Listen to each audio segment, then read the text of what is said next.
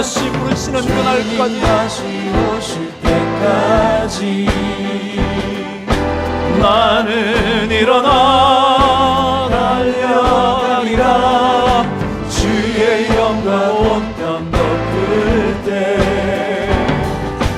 나는 일어나 노래하리. 내 사모하는 주님 온 세상 부르시라. 내 사모하는 주님 영광의 왕이시. 영광의 왕이시라. 영광의 왕이시라.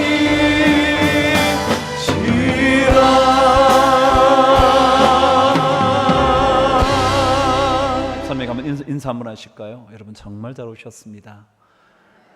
감사합니다. 잘 오셨습니다. 옆 사람에 감사 한번 해보세요. 감사 한번 해보시죠. 다시 한번 감사합니다. 뭐가 감사한지 잘 모르겠지만, 그러나 제가 늘 말씀드리지만 옆 성도님이 안 계시면 여러분은 혼자 예배드리는 고독한 예배자일 겁니다. 근데 옆에 함께 계셔 주시니까 얼마나 힘이 되는지, 그래서 감사하죠. 그리고 또 함께 동력자 된 성도들이 교회를 지킨다는 것 이 자체가 얼마나 감격적인 일인지 모르겠습니다. 오늘도 우리 성도님들이 함께 계셔서 얼마나 기쁘고 감사한지 모르겠습니다. 여름이라 날씨가 더워서 우리 작년에도 그렇게 했죠. 7월 8월 2달 동안 복장에 특별히 넥타이를 하지 않는 2달로 잡았습니다. 제가 그래서 오늘 하지 않았던 것, 목사가 왜 또 넥타이도 안 하고 저렇게 불경건하게 나왔나, 그렇게 생각하지 마시고 좀 더 시원하게, 이렇게 옷을 벗어도 부채 붙이는 분이 많아서 계속, 그런데 여러분 가벼운 차림으로, 그러나 주님 앞에 드리는 예배를 단정하게 해야 되지 않겠습니까? 넥타이 하지 않는다고 옷차림을 아무렇게나 하는 것이 아니라 언제나 주님 앞에 정갈한 예배자가 되기를 바랍니다. 오늘 하나님 말씀 우리 함께 묵상하도록 하겠습니다. 사무엘하 7장 18절에서 21절.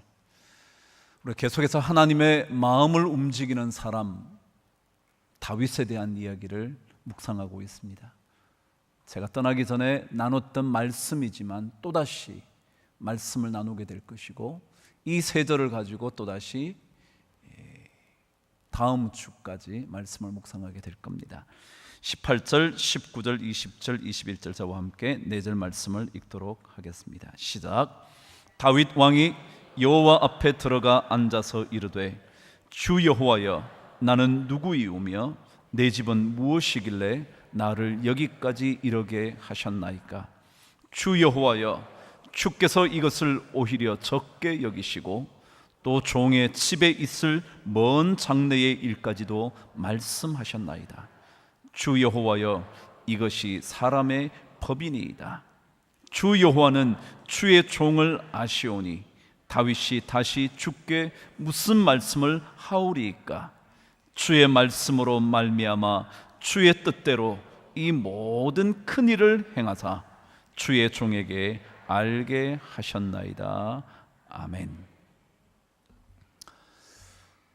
가깝고도 먼 이웃 나라가 있죠.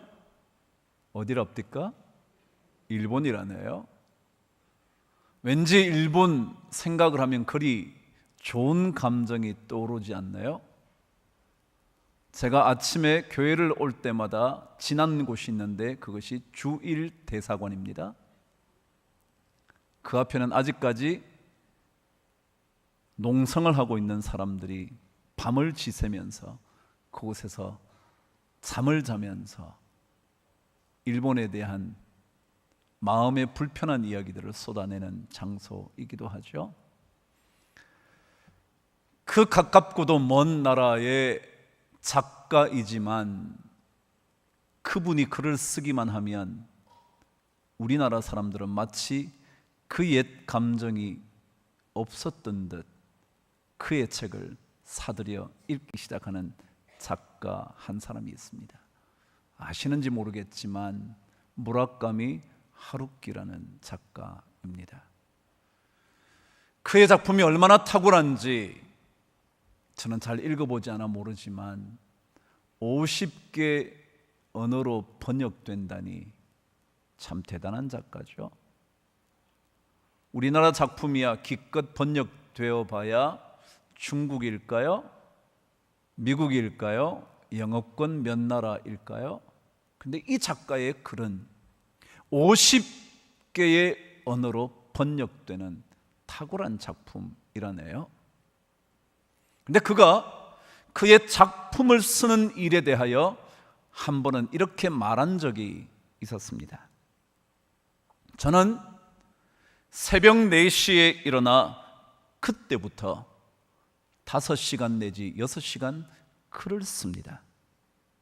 오후에는 10km를 뛰고 1500m를 수영한 다음 책을 읽고 음악을 들으며 밤 9시가 되면 잠에 듭니다. 저는 이런 일상을 조금의 변화도 없이 날마다 반복합니다. 반복은 매우 중요합니다. 반복은 더 깊은 내면으로 나를 이끌어 줍니다. 그랬습니다. 그는 하루도 빠짐없이 그가 정해진 일과에 따라 그의 삶을 반복해 간다는 겁니다. 왜냐하면 반복하면서 점점 더 내 자신이 깊어지는 것을 경험하기 때문에 그렇다고 말합니다. 그렇습니다. 반복의 힘이 엄청납니다. 신앙생활이요? 하나님의 말씀이요? 들었던 말씀 같고요. 아니 실제로 듣기도 했고요. 몇 번이고 반복해서 듣죠. 여러분, 불교는요 매주마다 절을 찾는 사람이 그리 많지 않습니다. 그런데 유독 우리가 믿는 기독교는 매주, 그것도 모자라 매주 수요일, 매주 금요일, 아니 날마다 새벽부터 반복합니다. 왜냐하면 반복하면서 우리의 내면이 깊어질 수 있기 때문에 그렇습니다. 오늘 이 자리에 나오신 성도님들도 사실은 반복하는 겁니다. 한 주 빠지면 어떻겠습니까? 몇 주 빠진들 그게 뭐 그리 대수겠습니까? 그러나 끊임없이 이 자리에 늘 정해진 시간에 하나님의 성전을 찾는 반복은 우리를 더 깊은 영적인 내면 세계로 끌어갈 것임이 분명합니다. 그래서 영적인 반복이 우리를 더 깊은 곳으로 그물을 내리게 해 평소에는 건질 수 없는 것들을 건질 수 있게 만듭니다. 다윗이요? 그는 어린 시절부터 양을 칠 때부터 삶에 주어진 환경 속에서 하나님을 만났습니다. 적을 앞에 두고서도 하나님을 생각합니다. 적을 죽일 수 있는 그 순간이 왔음에도 불구하고 하나님의 말씀을 기억합니다. 동굴 속에 숨어 지날 때에도, 원수를 눈앞에 두었을 때에도 하나님의 언약궤를 바라보면서 그는 하나님 외에 다른 것은 생각하지 않은 채 춤을 추었던 사람입니다. 그래서 위대한 왕궁에 거닐면서도 하나님을 생각했던 사람이죠. 끊임없이 영적인 반복입니다. 하나님 생각 안 하고 산들 여러분의 시간이 가지 않겠습니까? 여러분의 인생을 살지 못하겠습니까? 그러나 끊임없이 하나님을 묵상하는 반복이 우리의 삶을 깊이 있는 곳으로 몰고 가는 거죠. 그러다가 그는 하나님의 마음에 합한, 하나님의 마음을 움직이는 사람이 되어 가는 거죠. 이미 2주 동안 다윗의 이야기를 묵상했지만 조금 더 깊이 한번 들어가 보죠.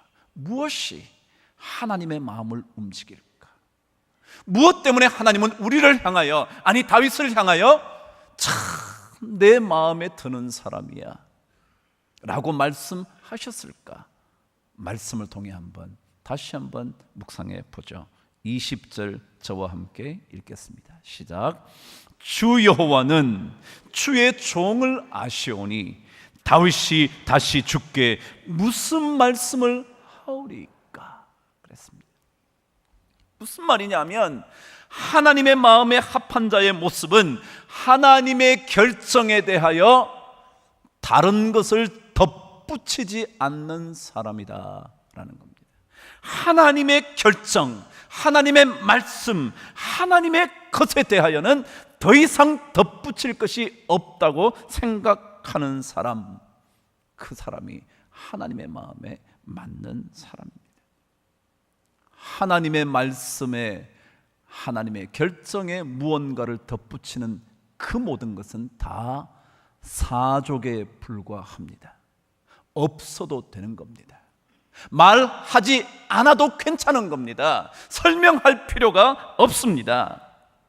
우리는 얼핏 하나님의 결정에 대하여 우리의 할 말이 참 많다고 생각합니다. 그래서 많은 이야기를 해야지만 하나님이 설득당할 것 같다고 생각합니다. 그러나 그것 다 사족에 불과합니다.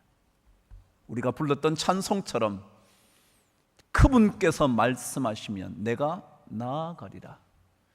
주님 뜻이 아니면 내가 멈춰서리다. 그 간단한 명제 외에 다른 것이 없는 사람, 그 사람이 하나님의 마음에 드는 사람입니다. 그래서 요한계시록 22장 마지막 장에서는 이렇게 기록되어 있었습니다. 내가 이 두루마리의 예언의 말씀을 듣는 모든 사람에게 증언하노니 만일 누구든지 이것들 외에 더하면 하나님이 이 두루마리에 기록된 재앙들을 그에게 더하실 것이라고 기록했습니다. 더할 필요가 없다는 것입니다. 더하지 않는 삶, 하나님의 말씀 그대로를 받아들이는 삶이 하나님의 마음에 맞는 사람이라는 겁니다. 하나님께서 말씀하신다면, 하나님께서 결정하신 것이라면 덧붙이려고 하지 말고 그대로 받아보는 것입니다. 그대로 인정해 보는 것입니다. 하나님의 결정을 존중해 보는 것입니다. 다윗처럼 주의 종 다윗이 더 이상 무슨 말을 하겠습니까? 라고 말하는 거죠. 신앙은 하나님의 말씀에 덧붙이지 않는 삶 되는 겁니다. 군더더기가 없어야 단순해지는 겁니다. 신앙은 점점 더 단순해지는 훈련이거든요. 하나님 한 분만으로 만족해 가는 삶이거든요. 그러려면 하나님의 결정에 대하여 덧붙이지 않는 인생 될 필요가 있습니다. 다윗은 시편 27편 4절에서 이렇게 기록을 했습니다. 내가 여호와께 바라는 한 가지 일, 그것을 구하리니 곧 내가 내 평생에 여호와의 집에 살면서 여호와의 아름다움을 바라보며 그의 성전에서 사모하는 것이다. 그랬습니다. 다윗에게는 한 가지 소망밖에 없었습니다. 그분의 집에 사는 것, 그분의 성전에 나오는 것, 그곳에서 하나님이 얼마나 아름다우신지 그분의 영광을 보는 것, 그 외에는 없다고 고백한 사람이었습니다. 그만큼 단순해진 거죠. 왜냐하면 하나님의 말씀하신 그것에 덧붙일 필요가 없으니, 덧붙이지 말아야 하니 심플해지는 것 아니겠습니까? 왜냐하면 그것보다 더 좋은 것이 없고 그것보다 더 나은 것이 없기 때문에 그렇습니다. 하나님의 결정, 하나님의 말씀 외에는 사실 다 시시한 것이고 다 바뀌어 버리는 것에 불과합니다. 아니, 없어도 살만한 것인 것들이 너무 많습니다. 옛말에 이런 말 하나가 있었습니다. 관어해자 난위수라 그랬습니다. 관, 볼관자입니다. 뭘 관찰한다 그러잖아요. 관어, 어조사죠. 해, 바다 해자입니다. 자, 사람 자자입니다. 바다를 본 사람들은 난, 어렵다, 어려울 난자, 위, 할위자, 수, 물수자입니다. 큰 바다를 본 사람들은 웬만한 것들을 봐도 물이라고 말하기가 어렵다. 저것도 물이냐? 왜요? 엄청난 바다를 봤으니까요. 여러분, 하나님을 만나면 엄청난 바다를 본 것과 다름없습니다. 그래서 나머지 것들은 에이, 별거 아니네, 별거 아니네. 그래서 하나님의 말씀하신 것에 덧붙일 필요가 없는 겁니다. 하나님이 마치 바다보다 더 넓어서요. 아니, 이 우주를 만드신 분이어서요. 그래서 그분의 것을 보고 나면 나머지 것들은 그것도 물이라고 말할 수 있겠어? 물이라고 할 필요조차 없지 라고 말하게 된다는 겁니다. 하나님의 가장 좋은 것, 하나님의 말씀을 진짜 체험해 본 사람들은 나머지 것들이 시시하니까 덧붙일 필요가 없는 겁니다. 가타부타 너무 말하려고 하지 않는 신앙의 삶이 우리에게 필요할 것 같습니다. 하나님께서 말씀하시면 그것 정도로 족하다고 말하는 인생 되는 은혜가 있게 되기를 바랍니다. 이해할 수 없기 때문에 설명을 덧붙인다고요? 좀 논리적이지 않기 때문에 더 많은 설명이 필요하다고요? 여러분, 너무 이해와 논리 말하지 마십시오. 제가 계속해서 하루키 얘기를 좀 해드릴까요? 그가 자신의 직업, 글 쓰는 거죠. 그 글 쓰는 일에 대하여 이런 얘기를 한번 한 적이 있었습니다. 자기 직업으로서의 글 쓰는 일에 대하여 자전적인 에세이를 썼는데 그 책에서 그가 이렇게 얘기했습니다. 그럼 소설을 쓰려면 소설의 재료들을 준비해야 되겠죠? 자료들을 모아야 되겠죠? 아무렇게나 막 상상력으로만 쓰는 게 아니에요. 모든 자료를 섭렵하기 위하여 어떤 사람들은 그 소설을 쓰기 위하여 10년 동안 자료를 준비하기도 한다잖아요. 그러니까 자료를 모으는 거예요. 근데 어떤 자료를 모으느냐면 하루키가 이렇게 말을 합니다. 가능하면 설명되지 않는 것이 좋습니다. 이론에 맞지 않거나 줄거리가 미묘하게 어긋나거나 고개를 갸웃거리게 되거나 미스테리한 것이라면 두말할 것도 없이 좋습니다. 그런 것들을 채집해서 간단한 라벨을 붙여서 머릿속에 저장해 둡니다. 여러분, 뭐라 그러냐면 어떤 것들이 소설의 좋은 재료냐 하면 잘 이해가 안 되는 것, 가능하면 설명이 잘 되지 않는 것, 뭔가 이상해서 고개를 갸웃거리는 것, 뭔가 진짜 미스테리어스한 신비로운 그런 것들이 진짜 좋은 소설의 재료돼. 여러분, 우리는요 뭔가 납득이 잘 돼야 된다고 생각해요. 그래서 하나님의 말씀하시는 게 납득이 안 돼. 납득이 안 돼. 자꾸 덧붙이려고 그래. 자꾸 덧붙여. 이래서 저렇고 저래서 저렇고 이거는 아니고 내 경험에 안 맞고 이래서 할 수 없다고 말하지만 무라카미 하루키는요 그런 게 훨씬 더 좋은 재료다. 여러분, 하나님께서 말씀하시는 것 납득이 안 돼도 훨씬 더 내 인생에 도움이 될 거라고 믿으세요? 그런 사람이요 하나님의 말씀을 그냥 받아. 근데 그렇지 않은 사람은 논리를 얘기하고요, 뭐 경험을 얘기하고요, 상황을 얘기하고요, 온갖 것 다 얘기하면서 하나님 말씀을 안 받아요. 그런 사람은 하나님의 마음에 합하지 못해요. 무라카미 하루키 정도 되는 탁월한 소설가 정도만 되어도 가능하다면 설명되지 않는 것, 가능하다면 이론과 논리를 벗어나는 것, 뭔가 틀에 들어맞지 않는 것, 그런 것들이 훨씬 더 좋은 재료라는데, 여러분 신앙생활이요, 하나님께 우리 조금 더 토를 달아보지 않는 삶을 배워가 보십시다. 신앙생활 오래 할수록. 그런데 이상하게요, 오래 한 사람일수록 말이 많아. 신앙생활 짧게 한 사람들은 하나님 말씀을 그냥 받는데, 신앙생활 오래 하고 경험을 많이 하면요 자꾸 토를 달아. 그런데 오늘 다윗은 그렇게 말해요. 하나님께서 말씀하셨는데 다윗, 제가 무슨 말을 거기에 더 이상 하겠습니까? 더 이상 하오리까? 주께 무슨 말씀을 다시 하겠습니까? 그런 거예요.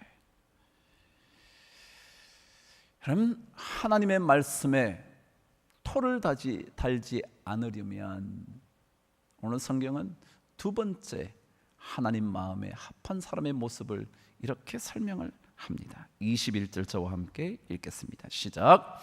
주의 말씀으로 말미암아 주의 뜻대로 이 모든 큰 일을 행하사 주의 종에게 알게 하셨나이다 그랬어요.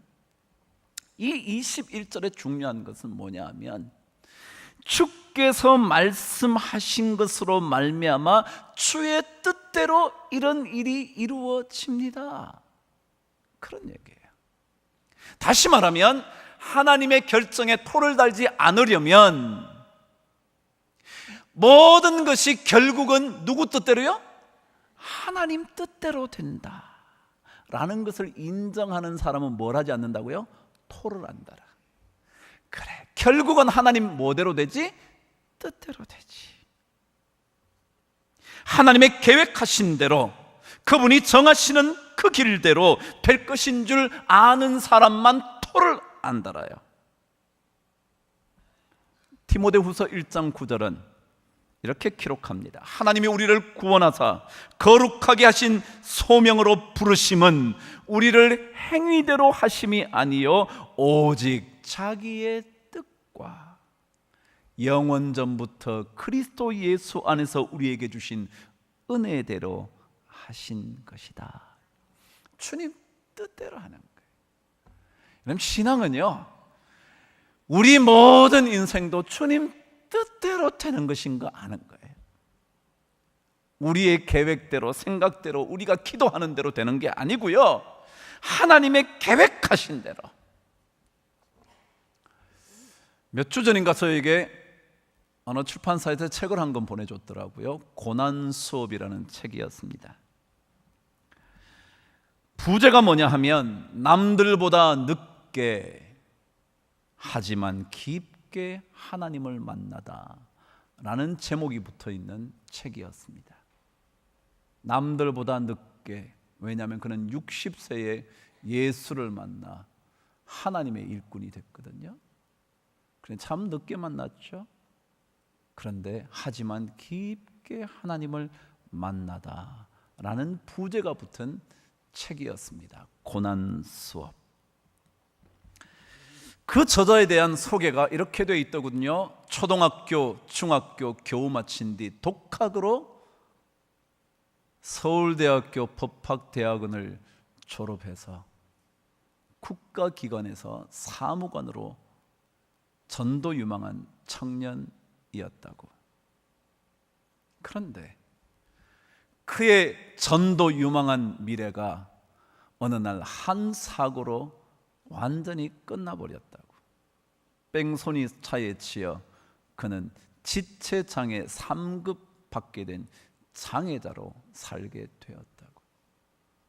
국가기관에서 빠져나오고 직장을 구하려고 아무리 애를 써도 그런 장애인을 받아주지 않아 110번째라야 겨우 보험회사에 취직을 하게 된 사람이었다고. 그렇게 저자를 소개했더군요. 더 긴 얘기가 있지만 그가 제4장의 주제를, 그 책의 4장, 네 번째 장의 주제를 내 뜻대로 아니라 주의 뜻대로 하소서라는 창이었습니다. 그의 이야기죠. 그가 그때 이후에, 보험회사 들어간 이후에 남들보다 얼마나 엄청난 일들을 이루었는지, 장애인으로 영업소장 1호가 되었을 뿐만 아니라 어떤 지점에 가든지 맡은 지 몇 달 만에 전국의 1위를 만들 만큼 탁월한 능력을 발휘하게 됐대죠. 그러면서 그가 예수를 만나는 건 60세니까 그 전에 얘기입니다. 그때부터 온갖 때 강연을 불려다니면서 강연을 하기 시작했다는 겁니다. 강연 현장에 가면 이렇게 말을 했대요. 우리의 행동 외에는 어떤 것도 우리를 바꿀 수 없고 우리를 건져낼 수 없다고. 때때로 실패할 수도 있고 좌절도 겪지만, 그러나 포기하지 않기만 한다면, 절대로 성공의 의지를 버리지 않기만 한다면 성공은 찾아온다고 강연했다는 겁니다. 무엇이든 할 수 있다는 자신감만 가지면 세상에서 못할 것이 없다고 말해왔다는 겁니다. 그 말도 맞아 보이잖아요.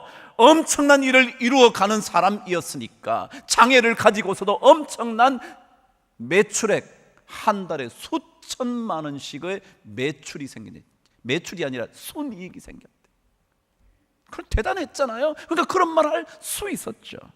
그런데 그가 그 책에서 믿음의 고백을 이렇게 합니다.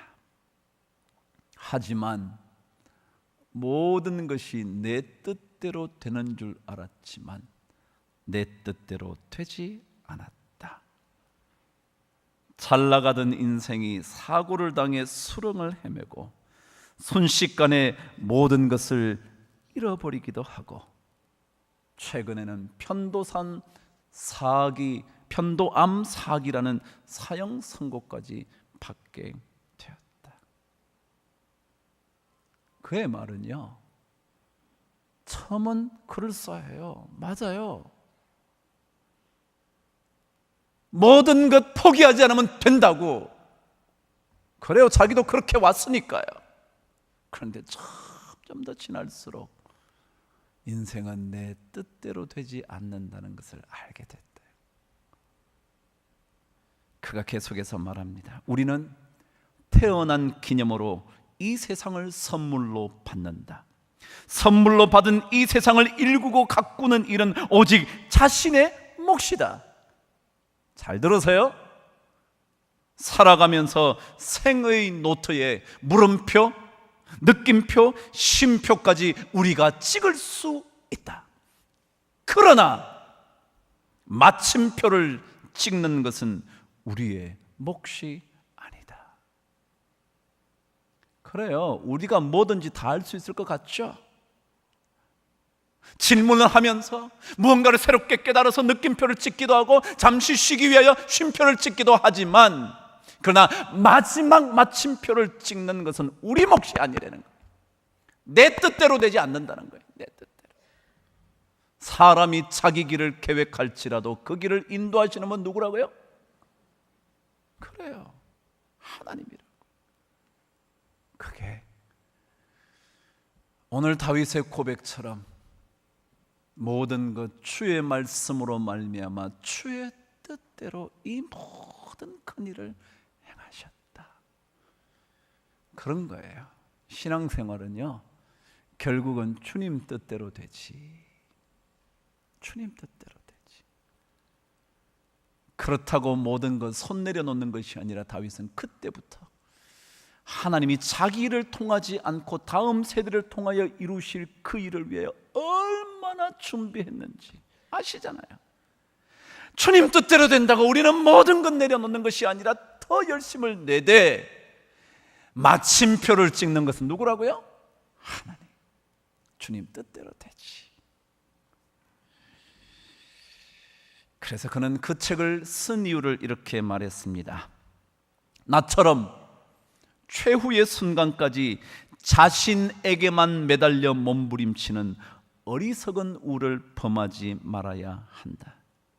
오히려 찾아오시는 주님을 향해 항상 문을 열어두고 주님의 음성에 귀를 기울이는 삶, 이것이 신실한 성도의 삶이다. 여러분, 우리가 하나님 믿기로 결정해서 여기까지 왔는데 신앙의 경륜이 깊어질수록 조금은 더 하나님의 말씀하신 것에 토달지 않고 덧붙이지 않는 인생 되어 주의 뜻이 우리에게 아름답게 이루어지게 되는 은혜가 있게 되기를 바랍니다. 다음 주에는 왜 우리가 하나님의 말씀에 토를 달 필요가 없는지, 왜 주님 뜻대로 되는 것을 받아들여야 하는지 그 이유 말씀을 통해 묵상하게 될 겁니다. 여러분 집에 가셔서 18절부터 21절까지 계속 묵상해 보세요. 무엇 때문에 하나님께서 그렇게 요구하시는가? 그래서 여러분 한 주간 동안 하나님께서 무엇을 주시든지 넉넉히 받을 수 있는 은혜가 여러분 모두에게 있게 되기를 주의 이름으로 축복합니다. 기도하겠습니다. 하나님 아버지 고맙습니다. 주님 뜻대로 살고 싶지만 우리 생각이 많아서 그렇게 되지 않을 때가 너무 많습니다. 하나님 우리에게 다시 한번 성령으로 우리를 깨우쳐 주시고 붙잡아 주셔서 말씀하시는 그대로 받을 수 있는, 수용할 수 있는 인생 되도록 축복하여 주시기를 예수 그리스도 이름으로 기도드리옵나이다. 아멘.